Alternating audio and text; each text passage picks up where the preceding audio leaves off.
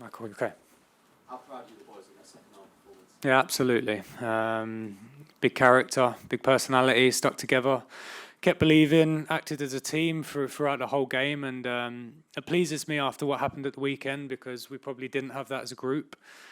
And off the back of how the first half went in terms of the scoreline, to go out half-time and stick together, fight for each other, and really get our fans involved. And I felt like they helped us as well massively. It's pleasing, and it proves a lot to me what I already thought about this group. But to see that onto the pitch, it's a good feeling.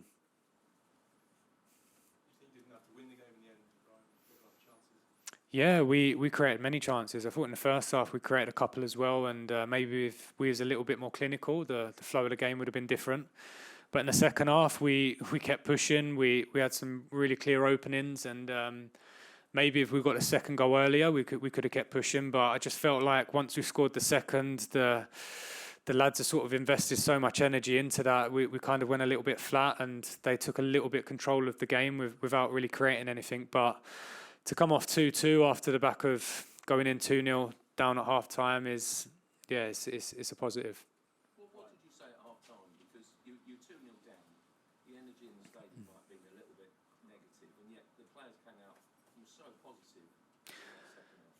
Yeah, I've always probably remained quite consistent, and I always will with this group of players, that you have to stick together in every moment. If you want to be a team, regardless of what's happening on the pitch, you have to stick together, you have to fight for each other, and when you do that, football's football. The results take care of itself, but to see a team that were working for each other, and I felt like our fans must have seen a team that were fighting for each other and running for each other. It's important in football, probably the most important thing.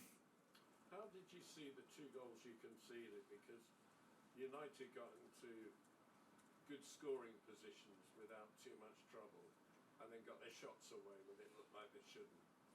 Yeah, listen, they were clinical. I thought the first goal we probably could have done better in terms of blocking the pass in between the lanes and showing him inside as well, allowing them to shoot. But the second goal was a moment of brilliance, but at the same time we could have been better in terms of securing our position when we were in their half. I think it might have come off the back of us having a 1v1 against De Gea as well, and maybe if that goal would have gone in at 1-1, the feeling is completely different. But listen, that's football. When you're coming up against quality players, they can be clinical.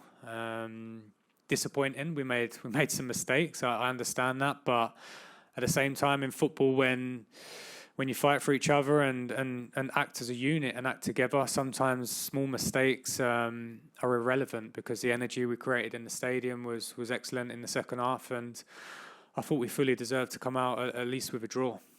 Last time around, when in that Southampton game, your first game, you talked about lifting the players' confidence, making them believe. Is that a similar sort of thing this time, just about making them believe they could actually get back into it?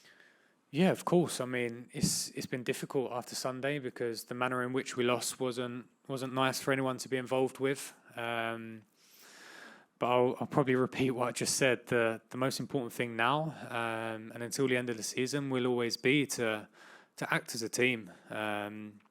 Football, small details can change games, can change results, but ultimately, for me, the most important thing will always be to be together. And when you're together, I think to the outside world, to our fans, to everyone looking at us, they'll see a team that are solid and united together. And when you are that, I think you have success. How tempted were you to stick with the team that got back to 2-2 rather than sort of revert to a more neutral setup? Yeah, like I said, I felt like we invested so much energy into getting that scoreline at 2-2, and it almost felt like we were probably acting a little bit emotionally to try and get the third, which sometimes is great, but at the same time, I felt like there was a couple of moments where we looked a bit leggy and a bit open unnecessarily. So we decided to change it a little bit and still try and win the game, but at the same time recognise and understand the moment we was in. It was one of the best examples of fight from Souness at the heart of the season. He looked quite frustrated, emotional when he missed the first chance, but he's still there for the goal.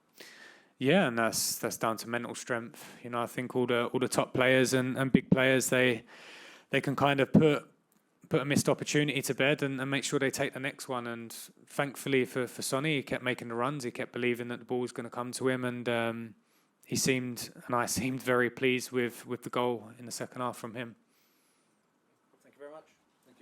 Thank you.